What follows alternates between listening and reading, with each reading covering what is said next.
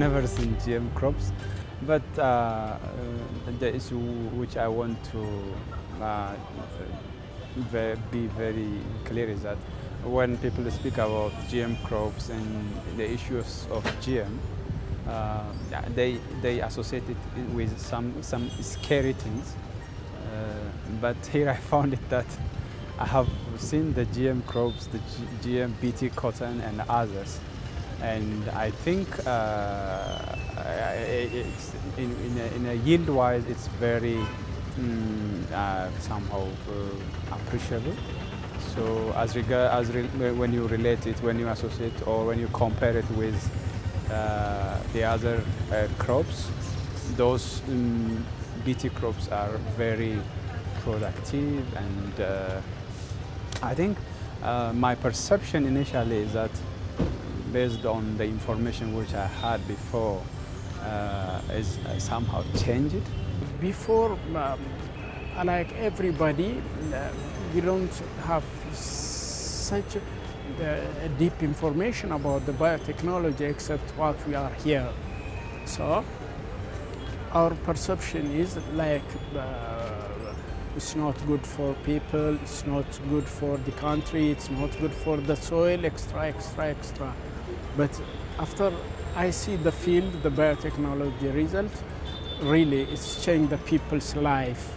The most impressed part of this trip is especially the collaboration of private sector with government, with research institutions, which is really a good lesson for the participant to observe, the role and the contribution of all parties in this BT cotton development programs.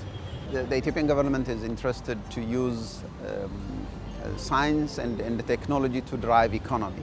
So biotech is one of the focus. So that is solved. But currently, in terms of manpower and infrastructure, we are at the lowest level. Ethiopia is planning to start this technology recently, and we already started field testing, which can help to show the direction of the development. After a long process, this biosafety law was revised last year. So due to this, that's why we came here with researchers, breeders, and other plant scientists. So the policy itself is revised. So with that condition, we can have a better thing than the previous ones. What kind of organization are you? It is with the harvesters. This has been very impressive in all directions. One is we have seen the farmers, we have seen also the researcher people, and also the support from the government and private sector. And we have seen also the partnership between the research, the public, and also between the private sector. So I think they have done a lot of miracle achievements on the improvement of the variety cotton, BT cotton. So I hope this will also help even in my country to at least reduce poverty, especially in those working on cotton. I'm impressed with the level of biotech sciences in India, and also how visualize how the local farmers, especially the cotton farmers, are benefiting from biotech research and development. We have seen fields where BT cotton developments are undertaken, and where there are seed improvements are conducted. So I think I found the tour very wonderful, and it's exciting. My surprise is that half of the world population, half of the farming population in India is using the BT cotton, which is so much surprise for me.